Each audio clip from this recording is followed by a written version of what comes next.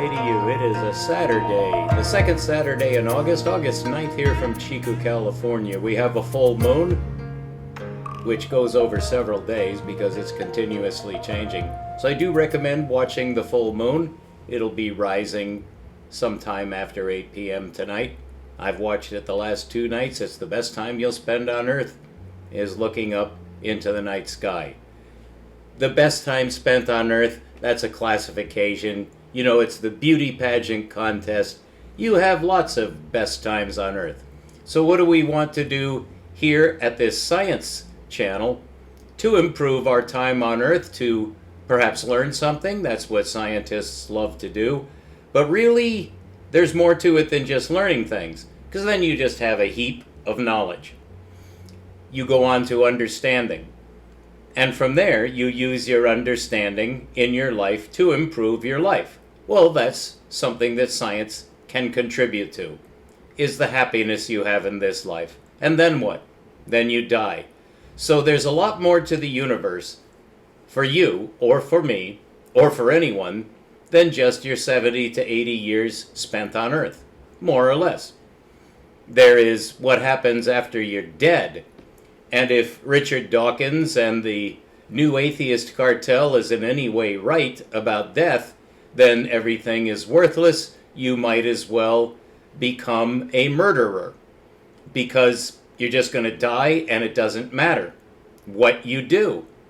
So does it matter? Well, that's the province of wisdom. You may hate this topic. You don't want to talk about this topic. Turn this off, because that's all I'm going to be talking about until I drop dead. Now, I have said that before. This year in 2025, I'm going through quite a change. I'm approaching my 71st birthday, when a man might start taking stock of his life in a brand new way.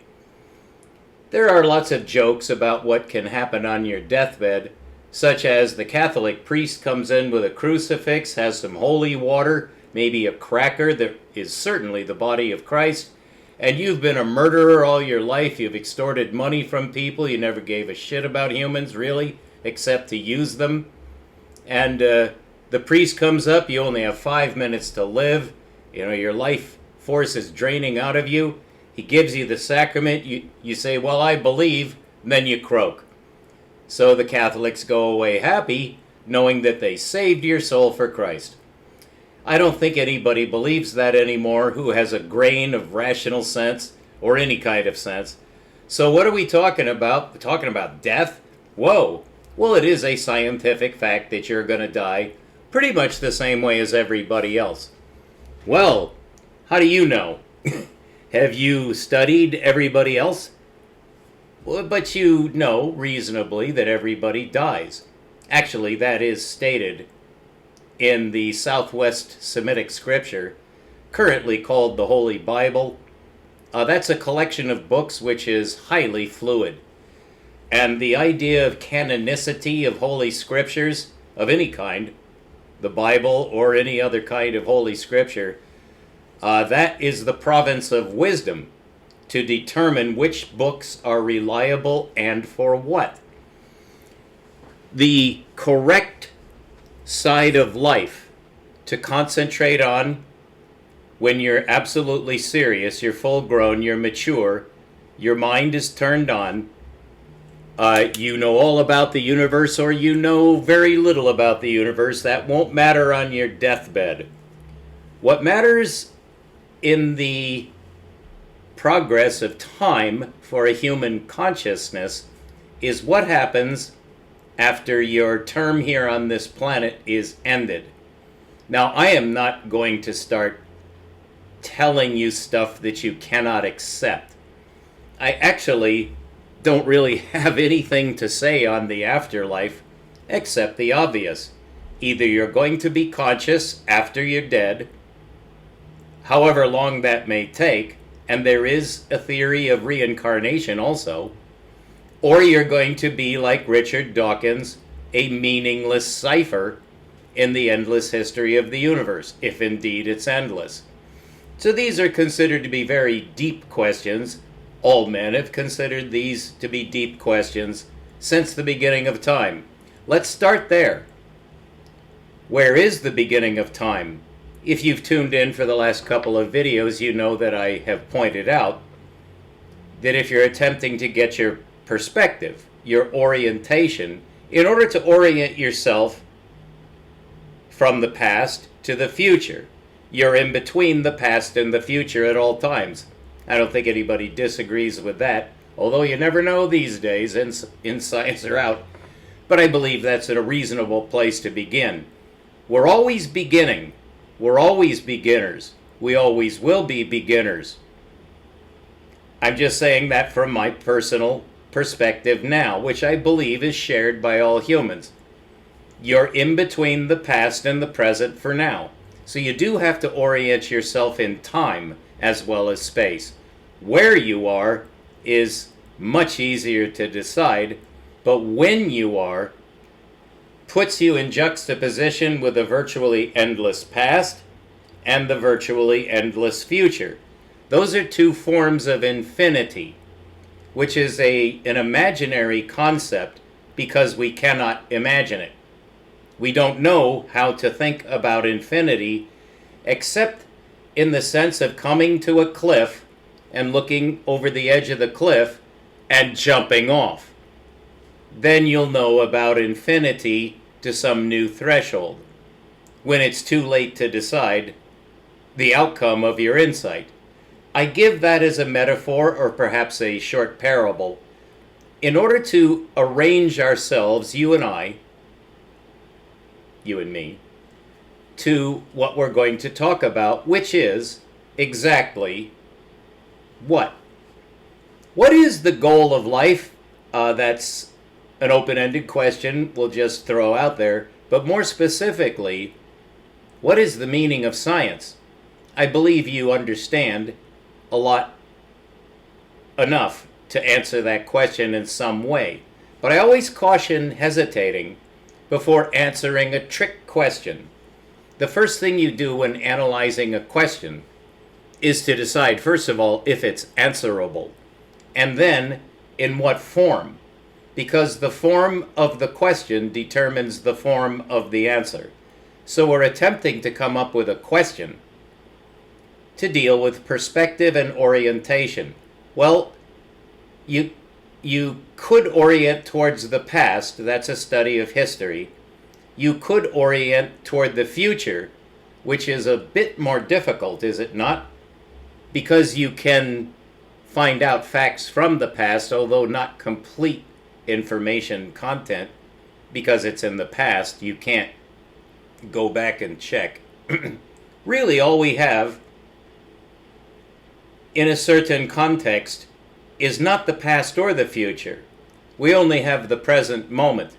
And you know, there's a lot of, I'll just say, speculation and interest in that topic of being in the now. That's been around for millennia, is trying to coordinate your consciousness with its motive aspect. That is, it's moving through time. And we can't catch up. It's very often stated, very often prejudicially in an incomplete formulation for whatever ulterior motive the human might have, to say that you don't experience the universe directly because there is a time lag between the time, for instance, your sensory system picks up. Usually we think of this in terms of vision, but there's also hearing and kinesthetics, as it's called. You have a sense of balance. There's a sense of presence. All of these have names, but your sensory system is how you relate to the universe. You could add a footnote to that, the sense of time, the passage of time. Well, in analyzing the coordination of time as it exists in the universe, with your sense of time, it's not exactly coordinated because of the time it takes to register perceptions. So when you're trying to be in the now or be here now, I would be I would just say abstractly interested in how you could go about doing that. Of course, I've attempted to observe my consciousness observing. That's worldwide. That's a very well-known technique. But there's not very much consensus on what that leads to. I'm not saying it's good or bad, but we as scientists want to know things. That's not always possible.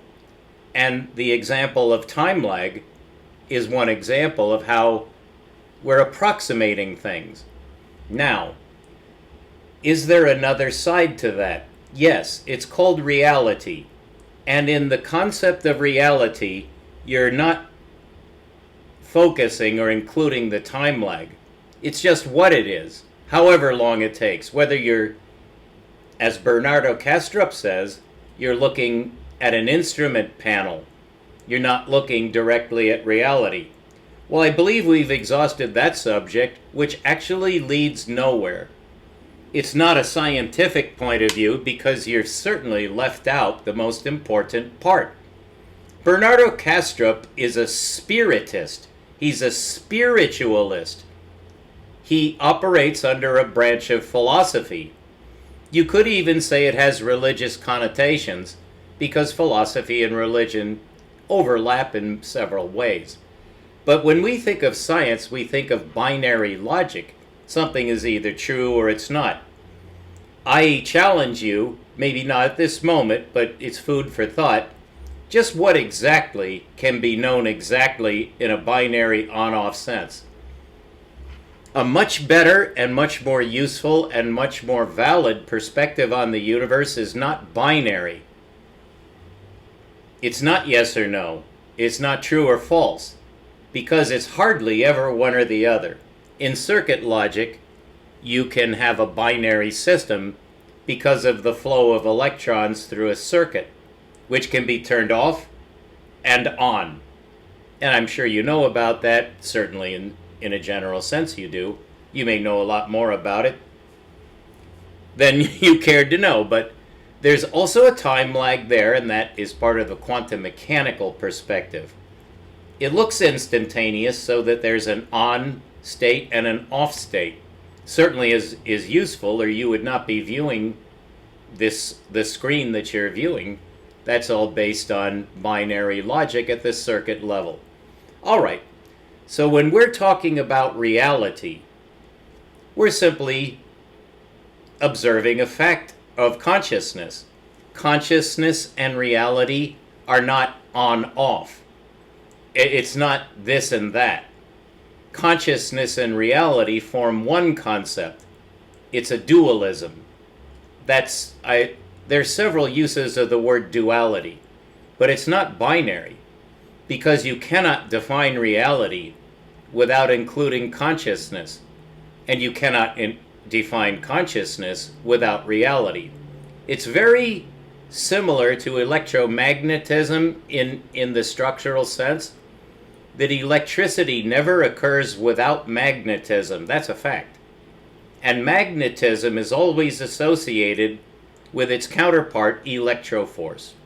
This occurs at the atomic level, if in no other way, but in the flow of electricity, there's always magnetism, and those high-tension cables that you see all over the country and all over the world, each has a magnetic field that goes outside the cable, because magnetism will exude its force field right through the insulation.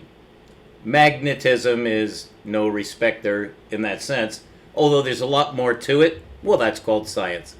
We're studying electricity and magnetism. That's one manifestation of electromagnetism, where there's a linear flow of electrons that forms I've heard it described as a toroidal field of magnetism. Those are at right angles. James Clerk Maxwell proved that. Why am I mentioning these seemingly disconnected facts? Is because they're all connected on the concept of duality, which is an abstract and extraordinarily powerful frame of reference that takes quite a bit of training to master, because it turns out it explains everything. Explanation in this case is for perspective and orientation. That's what we're seeking with wisdom. So now we want to define what wisdom is. If we can, we want to define it as scientifically as possible using propositional logic, which then can be analyzed for its truth functionality. That's a fancy way of saying that we'd like to actually know what we're talking about. Well, when you're talking about reality and consciousness, you can definitely take a giant step forward in understanding either one by realizing that they're one concept. In the same way as electromagnetism. You cannot understand electroforce unless you also include magnetoforce, but they're at right angles. What about reality and consciousness? Think of your consciousness as a point. Just go along with me on this. It's somewhere inside your head. That's reasonable enough because that's where the neuronal activity goes on that produces the sense of reality and consciousness. So consider that a point and call it your point consciousness. That's a term that's actually well known. I'm sure you've heard it. Your point of consciousness, your consciousness point, or as a noun, point consciousness. Okay? So that's a geometric concept. It's the center of a sphere. That's what a point is when it's defined correctly. It's the center of a spherical space called the embedding space. Well, that's the space of reality. And your consciousness is the point at the center of reality. If you think of it that way, and you understand the geometry of sphericity, then reality is perpendicular to your consciousness. Because your point, consciousness, can be thought of as a tiny sphere, which can be proved, I have proved it, is called the quantum sphere. In fact, when you're talking about quantum mechanics, there is no such thing as a Euclidean point, but there is such a thing as a spherical point, and there's only one point in the spherical system, the center. Does it have an interior? Yes, and you would have to say it's imaginary. It can be proved that that's the reciprocal of spherical infinity going out. So whatever is at the edge of that sphere, which we call infinity, has a reciprocal that's mathematically perpendicular. It's also spatially perpendicular, because the surface of that tiniest of spheres, we call the point center of consciousness, has a surface, and any line that goes out from that surface is perpendicular to the surface. That's also true going in. And you shouldn't think of it as a single line because that's Euclidean. Nothing in the universe is Euclidean, although I'll show you an exception having to do with cosmic geometry, where we do see linearity at two scales. One is the bipolar jet of the exploding quasar, and the other is the polyhedral web that forms the structure of the universe to a certain threshold, beyond which we're having difficulty penetrating. But in the prior video, I showed you the cutting edge, which no one else will ever show you because it goes against a certain modeling system where information is suppressed by a group mind for the sake of money. So, in a nutshell, we're talking about consciousness and reality in order to have a framework for talking about wisdom, where now we're talking about you, and it's you in the general sense. I would be talking about me, but we're all the same this way. Each man's consciousness is the same in the structural sense. So in wisdom, we're attempting to orient in a scientific fashion. You want to be rational. Whether it's philosophically oriented, such as consciousness and reality, or in any way you orient, you want to have a framework of orientation, or you'll have no context. So when talking about wisdom, we do need to now define it quite severely so that we know what we're talking about. I always try to give bracketing information first before giving definitions or knowledge, in order to have a framework into which the knowledge fits. And that's a form of duality. So what is wisdom? It has several definitions, as I would suspect you're aware, but let me ask you, just as a quiz, just an open-ended quiz, to start our thought process, what is wisdom? Can you define it? I would hesitate before answering that question if I were asked that question. And believe me, I have asked that question of myself at regular intervals all my life. What is wisdom? I have a pretty good concept of what it is for myself, but in science, you communicate. Science is communicative. It's collaborative. It's cooperative. We want to share what we know so that we make each other better in a consensual way. Well, if you happen to know why the moon is doing what it does from month to month, but I don't, I certainly would want to know what you know. And that is a form of trust. What if someone tells you, well, the moon is made of green cheese and there's rats eating it?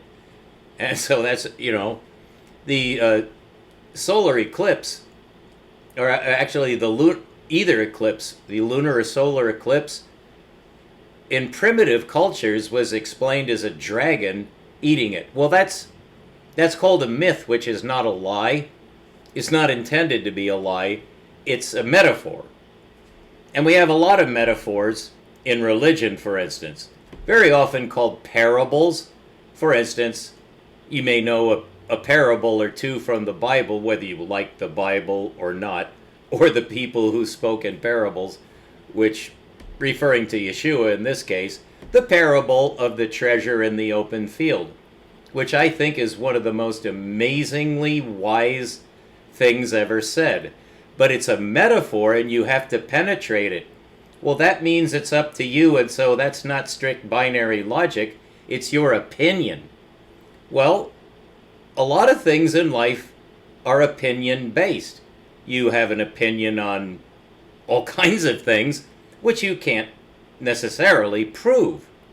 But you've proved it sufficiently to yourself that you consider your opinion to be of orienting value to you in gaining your desired perspective on reality, the universe, really. But the universe has several aspects, doesn't it? It goes quite far out, so that's one aspect of the universe. It also goes quite far in, towards molecules, atoms, protons, electrons, and whatever might be inside those things. That goes in. That's one aspect of the universe. Then you have the Earth, which is a spherical surface on which we all dwell. Well, that's quite profound, isn't it? When you consider all the geometries that we might exist in, we all exist, as very often said in textbooks, an ant on a string, or on a triangle, or on a square, or a cube, or a hypercube. Where are you? Well, wherever you are, you're in two places. One is in space, which would be on the surface of the Earth, and the other is in time, which we don't ordinarily refer to as a location, but I think you can accept abstractly that it's a kind of localization. You and I do not exist 10,000 years in the past, nor 10,000 years in the future, and in fact not 1 second this side or that side of now, which is moving. So that's part of orienting, to get our framework. You're on Earth, I'm on Earth, that's our present location, and it is now. So you're going to have to join me in just considering our framework that it's dual. Is it complete? That would have to be proved, but I think it's reasonable to say that it's complete enough to have a reasonable framework. Your position, either on the Earth or in the universe, is incomplete. Your position in time, in history, is incomplete. If you put them together, it's much better. And this is the advantage of seeing the dualistic nature of the universe. It's not supposed to be confusing, like everything is dual and therefore you can't get anywhere because there's always going to be another side that contradicts. No, it's not contradictory. It's conjugal, which is a form of geometric relation. It's structural. So we're in time and we're in space. I don't think any modern or even primitive man would disagree with that. So that's the orienting perspective, the framework for talking about wisdom, to define it. I choose to define it in this way, by recognizing that whatever definition we do come up with for wisdom, to be as precise and useful as we can be, we're going to have to consider it in a dualistic framework. I don't say that it's time or space, although we could, but I will show you a better way to start that's also dualistic. When considering wisdom in an attempt to define what it is, it's oriented towards certain concepts which are of critical value to humans, you might say generally. But then you see there's also a dualism there. What I consider to be of critical or fundamental importance in my orientation may not be shared by you, probably, certainly not exactly. Probably not exactly. But that doesn't mean we can't communicate. We can agree on our common perceptions. We can agree on our common orientation. And that is exactly what we want to define wisdom. And now I'm going to kind of throw a wrench into the works, although that's a very poor metaphor. I'm going to complicate the matter because I find it unavoidable. But the goal of complication is empirical. You can't avoid it.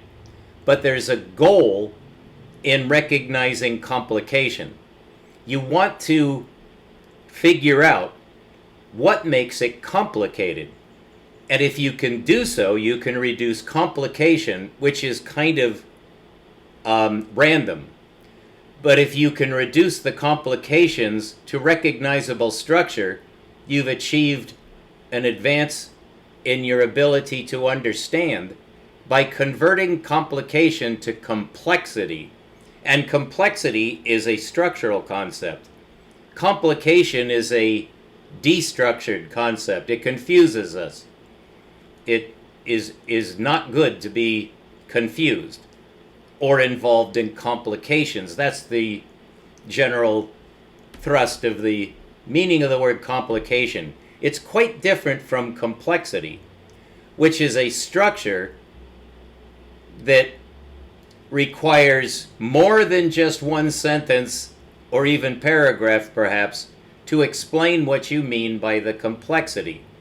And this is getting much closer to the way we experience reality.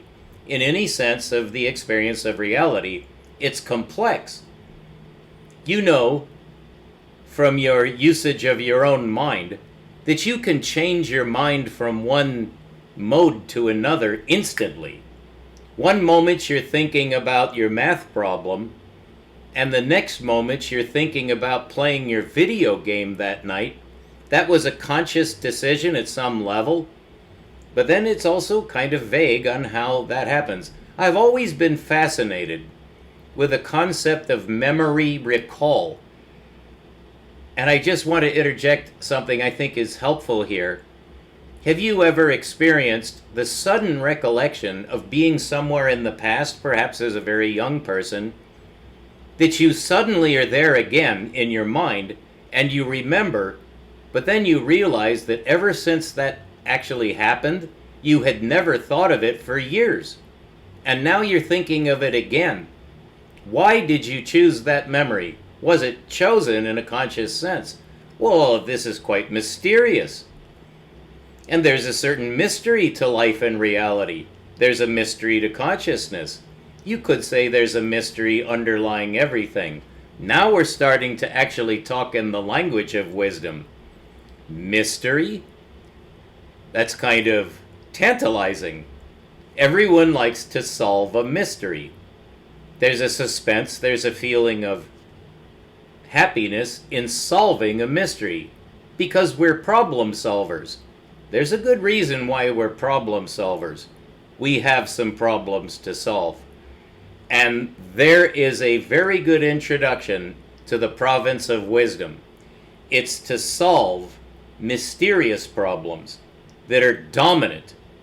In the right perspective, the mysteries of life are the most important aspect because they pose problems that you, I'll just say, feel must be solved, or you won't have the proper orientation that you desire. All right, so wisdom, we're saying, has a dualistic frame abstractly. That we're going to be dealing with two things that relate. All right, so wisdom deals with mysterious problems. How do you address your life? Why are you here? Why is a very interesting question. And I'm a logician. I'm a professional logician. In other words, I've studied this on my own. Although it does relate to the work that I was paid to do. I approach things geometrically and structurally because I find that it's efficient to gain proper orientation to solve the problems I want to solve. I found it extraordinarily useful to approach my problems. Why am I here? How did I address that? This may or may not be helpful to you. There's no way for me to predict that. But I'm trying to use the scientific approach, the scientific process, to share information that you might find the same benefit that I did. That involves a certain form of trust, does it not? How do you know that I'm not just going to hand you a plate of beans and do what you want and you wasted your time? I don't like wasting my own time or anyone else's. So I have to apologize for my circumlocute approach to expressing what I would like to share with you about wisdom, which is going to cover several videos, because wisdom is a mini splendid thing. And the quote that I never did complete in one of the last two videos was a quote from a certain book of wisdom, in which a question is asked. It's an open-ended question. It's actually a rhetorical question, which I think is a good place for us to end our bracketing information and enter into a scientific discussion of wisdom. Here's how I will begin to define wisdom so we can talk about it rationally using the same defined terms. In this case, what is wisdom? Well, what is a unary question? What? Although it's adumbrated, because I'm not adumbrated. When you ask what is something, you're asking for its characteristics, its properties. So what is a very interesting question. What is the moon? Well, that has many different answers. There are two unary questions that have unary answers, and that is where, referring to a position, and when, referring to another position, as we just carefully discussed.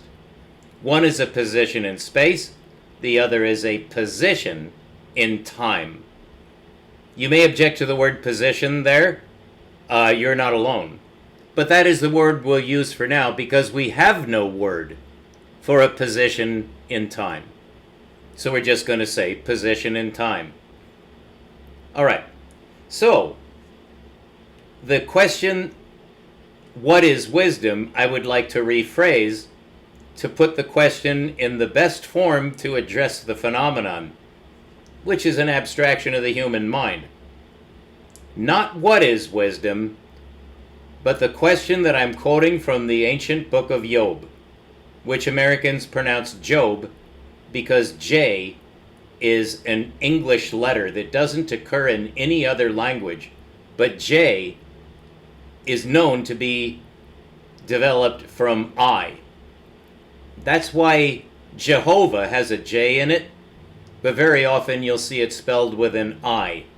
The same is true with Jesus, which has a J, but his name is actually, it begins with a Y sound. It's Yeshua, not Jesus. Now, in the case of the book of Job, there's that J again.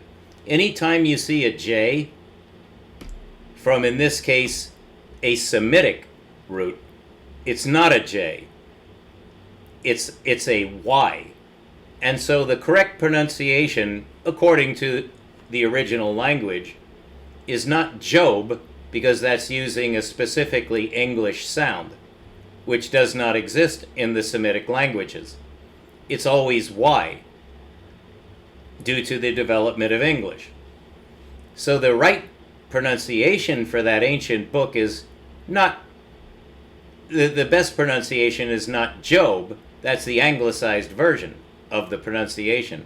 It's Job. So that's what I'm going to say, because I'm wise. No, you can say it either way, but I prefer to say Job, and I hope you go along with that, because that actually helps you reframe your mind. It's a subliminal action, which is valuable, because you're aligning your mind much closer to the truth.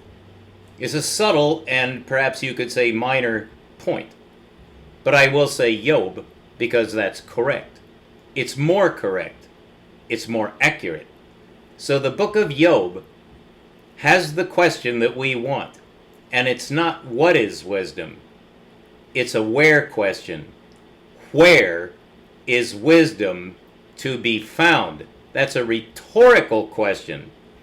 And it depends on which of the interlocutors was saying it, either Job or one of his three nasty friends from the church, Eliphaz, Bildad, and Zophar. It depends on who's asking that question, what is the thrust of the rhetorical intent. Where is wisdom to be found could be intending to elicit from you, oh, it's nowhere, we'll never find it. Or it could be, where is wisdom to be found, something much more positive.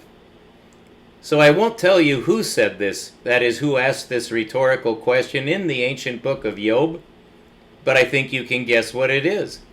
Where is wisdom to be found is asking either for a location in space, which is the norm, but it might be asking for a position in time, whether that person realized it or not. It is a rhetorical question, which means you're not supposed to answer it.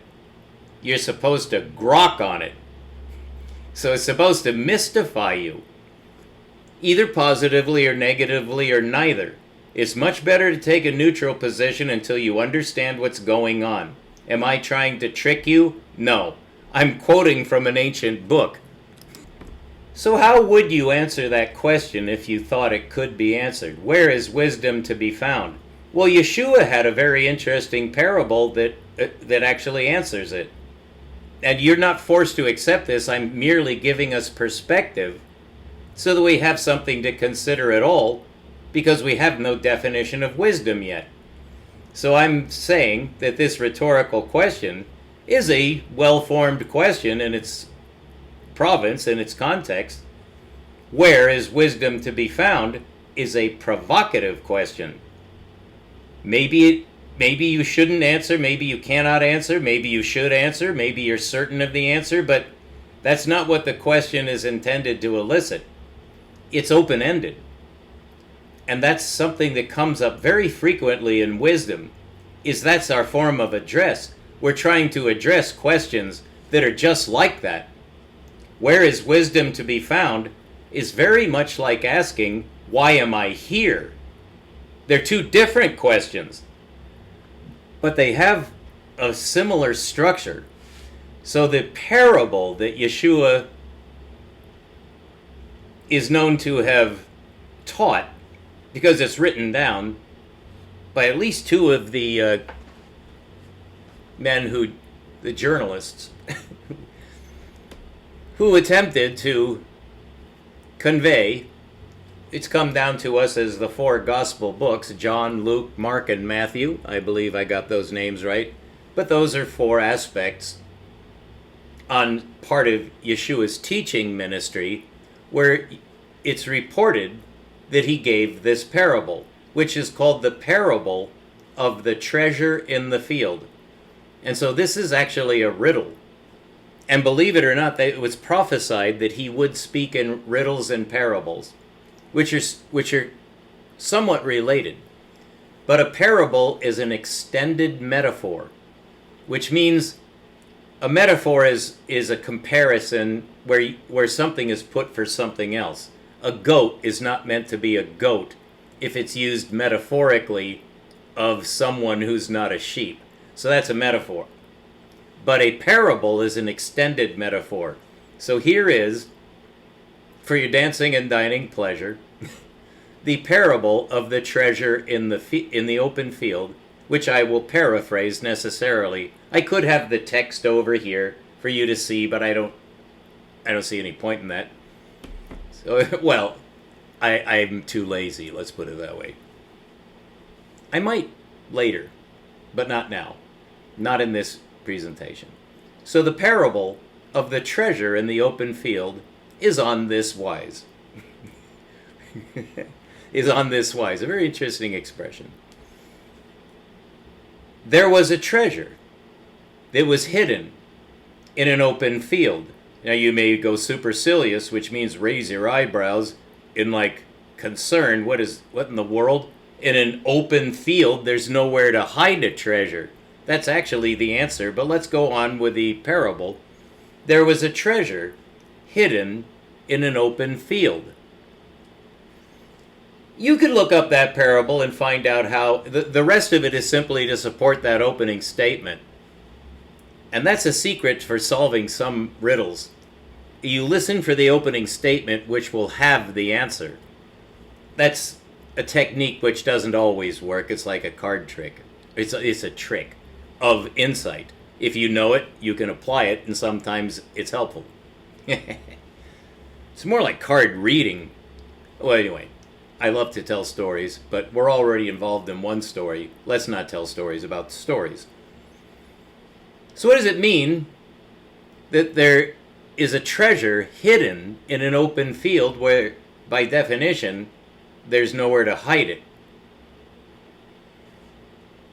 The objective of the parable is to get you to listen to Yeshua, in this case it's Yeshua telling the parable, to induce you to go look for the treasure because it's of inestimable value, and it's in the open field. So let's say I hear that and go, wow, I believe the Master, and so I go out into the open field to look for the treasure. Well, here's what will happen if you're serious about finding it. You'll probably start to cry because the sun's going down and you can't find it. Maybe you're a little bit slow and you don't realize that it's really parabolic. And there is no treasure hidden in the open field. Oh, is there not? What about the open field itself? Well, let's say that's not particularly the answer. And now the sun goes down, you're cold, you're hungry, you're tired, you're lonely, you're sad. The Master has misled you, you're giving up, you want to die, maybe you're suicidal, maybe you fire up a joint, you don't know what else to do, start drinking, assuming you brought your backpack. I'm not sure that's part of the parable, but you're not able to solve the parable. And now the sun goes down. And oh my goodness, now you don't know, you're at your wit's end. And so you lie down, you're tired, you're just sad, you've been looking all day, you can't find the treasure that's hidden in the open field. Then you lie down, and now you're looking up into the night sky. You just discovered the treasure hidden in the open field. It's heaven. The physical heaven. All right, we'll be right back here. I have to get some more water. You can see I have some here, but I don't want to guzzle it right in front of your eyes. This will take a nanosecond for you, about 10 minutes for me. All right, I took the liberty of putting up on the screen the section from the ancient book of wisdom called Job. It's from the 28th chapter. It has about 40 some chapters. And I'll be talking later about how the book ends, which is marvelous. We're attempting to define what is wisdom. And here you'll see highlighted, although I'm just going to have this on the screen so I can read it to you. But where shall wisdom be found? And where the place of understanding? This was originally written in an ancient language. It's been translated into English. But the question, I believe, is valid for all time. That is, what wisdom intends to provide is something that's valid forever, will never be gainsaid. So the question is rhetorical, but where shall wisdom be found? I'm going to read this through quickly so you'll see the context. This is out of the mouth of Job, who is attempting to answer the quite aggressive and nasty, actually satanically controlled members of his local church. There is a path which no fowl knoweth, and which the vulture's eye hath not seen. The lion's whelps have not trodden it, nor the fierce lion passed it by. He putteth forth his hand upon the rock. He overturneth the mountains by the roots. He cutteth out rivers among the rocks, and his eye seeth every precious thing. He bindeth the floods from overflowing. And the thing that is hid bringeth he forth to light. But where shall wisdom be found? And where the place of understanding? Man knoweth not the price thereof. Neither is it found in the land of the living. The depth saith, it is not in me, and the sea saith, it is not with me. It cannot be gotten for gold, neither shall silver be weighed for the price thereof. It cannot be valued with the gold of Ophir, with the precious onyx, or the sapphire. So that's the context, and now I want to give you the answer. And this is how we'll close this second video presentation in a comprehensive series on wisdom, which will give you all the answers you need, although it's up to you to select what you want, because no man can dictate to another. I am not here to overwhelm you. I am here to give you choices so that you can be happy if you want. That, by the way, is the true goal of science. So, the answer to the question, where is wisdom to be found, is heaven. And heaven has two overlapping meanings. One is the heaven that we see. We use telescopes, we look with our eyes, we see what's in heaven. There's the lunar region, the solar region, the stellar region, and now we've seen further. That's heaven, by definition, because it's not the earth. It's whatever is not the earth. That's heaven. The other context for heaven is what Yeshua spoke about, and he only had two themes in his whole ministry. He spoke about the name of his Father, and he spoke about the kingdom of heaven. The second witness is Islam. The entire book of the Quran is about heaven. This is the kingdom of heaven, and how to get into it, how to go to heaven. And that is the goal of life. That is the goal for every single human being. There is no other goal. It's to get to heaven. You cannot do so in this body, because heaven will not support your body, but it will support what is you, your consciousness, which will survive the death of your body. What happens to it then is one of two things essentially.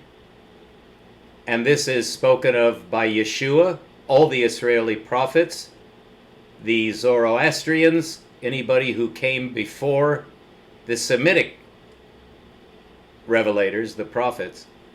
It's spoken of by Islam exclusively, how to get into heaven. And only one of two results will be you once your body is gone. Either you will get into heaven or you will not. What you don't want is to not get into heaven, because then you're going to go exactly where Richard Dawkins has already decided he wants to go. Oblivion. It's not oblivion. You will remain conscious. And this, I'm afraid, is meant to elicit fear. And that's one reason why Islam is so strict about its message, because this is the message of heaven throughout all generations. You either accept the will of heaven so that you can get in, or you will go to hell and be tormented for time out of mind, even as those who get into heaven will be happy, and we will see those who are suffering deservedly.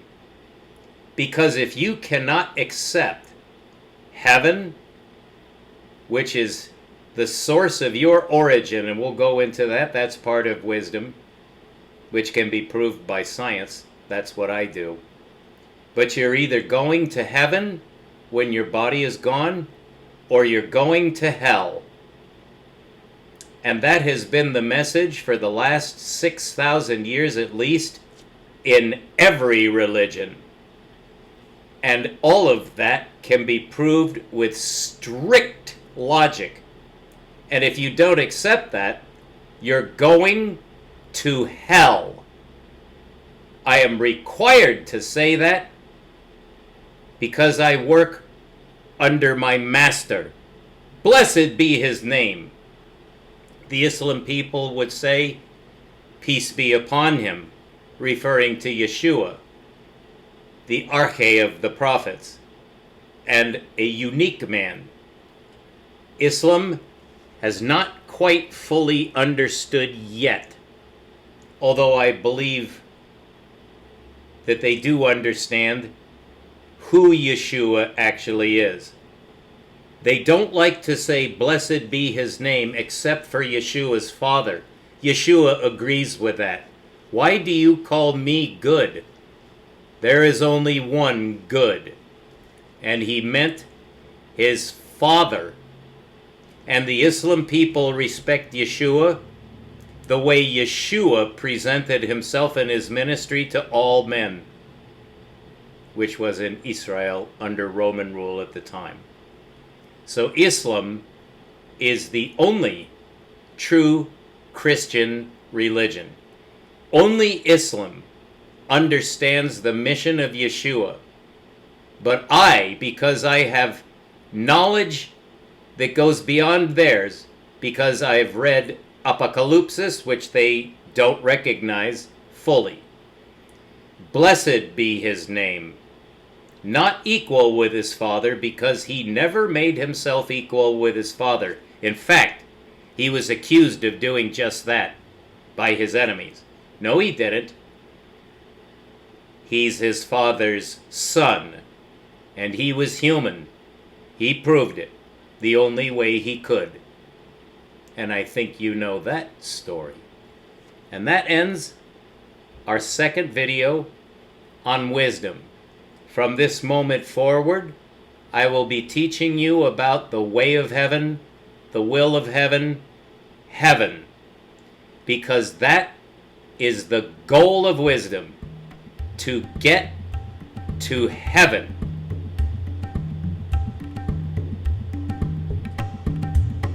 May you go in peace. May you meditate on these things. May you accept the will and the way of heaven. It's more precious than anything you can imagine. Amen. Amen. Amen. We'll be right back. Thank you for